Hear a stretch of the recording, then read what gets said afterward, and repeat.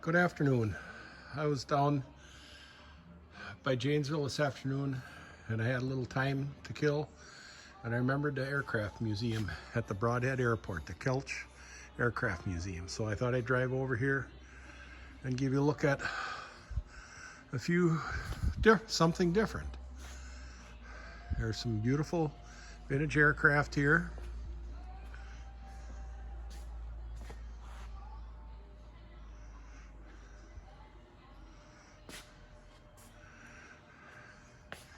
Here's a display of some engines.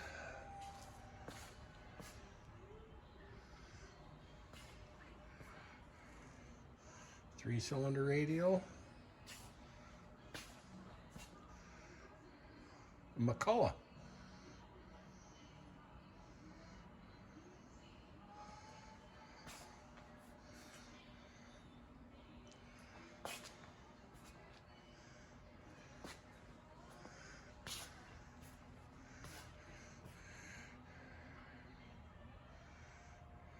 An inverted inline four with appears to be a blower on the front of it, supercharger or a centrifugal supercharger.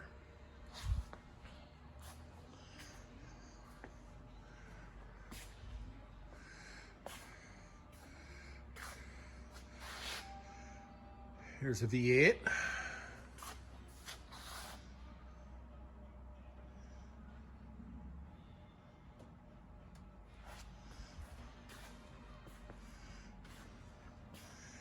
And a whole line of radials.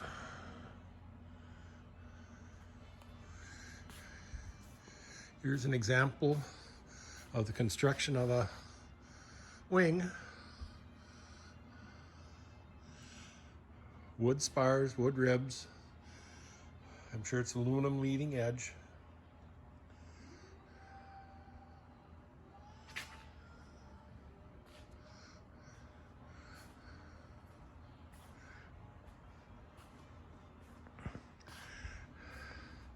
Now here's an example of steel tube fuselage, which I'm sure is chrome moly, but yet wood spars for the wings and ribs.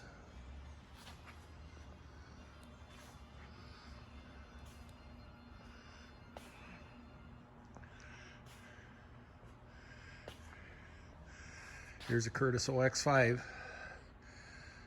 which I believe was a very, very popular engine. Is it interesting how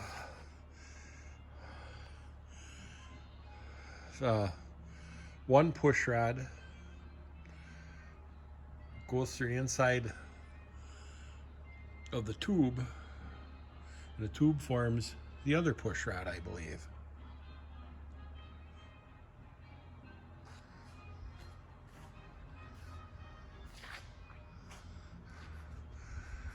I was hoping that my old friend Alan Rudolph's Pete and Pole would be in the museum here.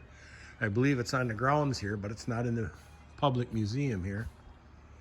But here's an example of a 1937 Pete and Pole that was designed by Bernie Pete and Pole in Red Wing, I think it was Red Wing, Minnesota. First aircraft designed to be flown with with an automotive engine, Model A Ford. I would love to show you Alan Rudolph's.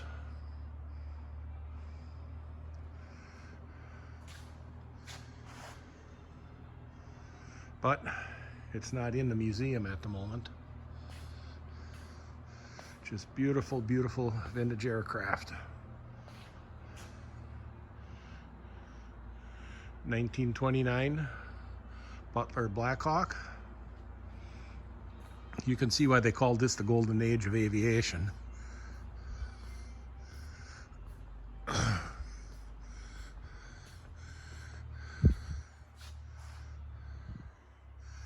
Another 1929, says Fleet Model 7.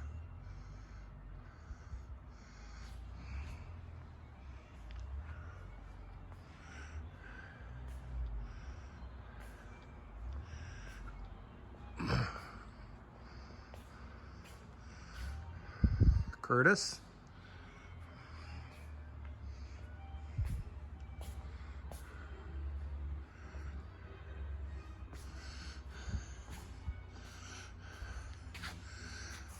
$1932.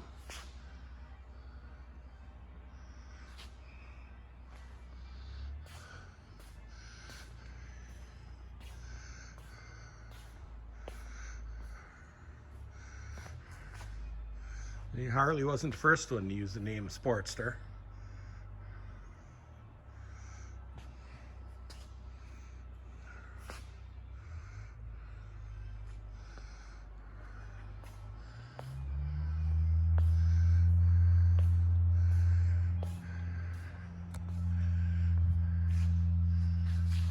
$1929 Travel Air.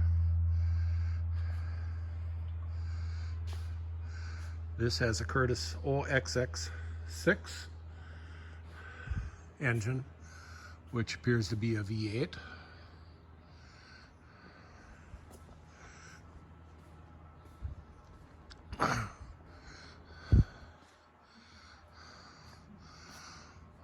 Water cooled, I'm sure that's the radiator down below. And notice the shutters on it.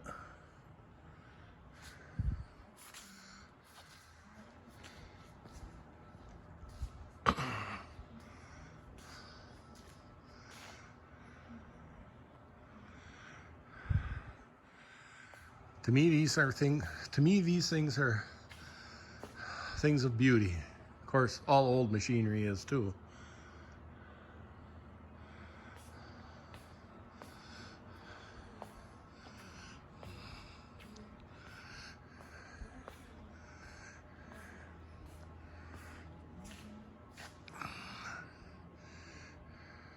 Stearman. A lot of people have heard that name, even people who aren't in aviation. Old Indian motorcycle, 1935.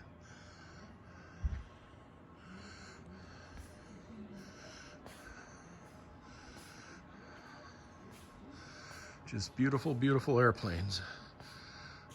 So grateful that there are museums to preserve this stuff.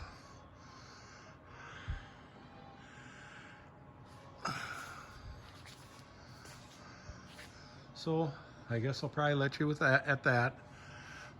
If I ever get here and get a chance to see Alan's Pete and Pull air camper, I will get a video of that. I know this isn't my usual type of content, but I was only half hour away, so I had to come and see it and show it to you, share it with you. Brodhead, Wisconsin at the airport, Kelch Aviation Museum. If you're ever in the area, come and look at it, because it's just a beautiful place to visit. Amazing stuff to see. I hope you enjoyed it. Thanks again for watching. And here's a little bit more I'll show you. That's an example of the wooden fuselage for a Pete and Pull air camper like that. I was building one when I was in high school. I never finished it. You know how it is. You get out of high school and other things in life get your interest and get you busy.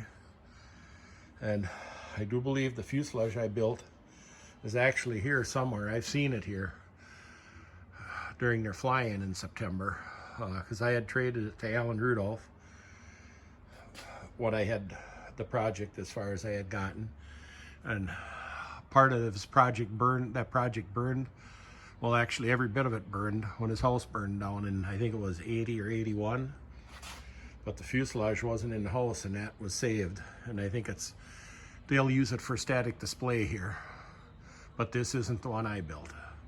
So once again, thanks for watching.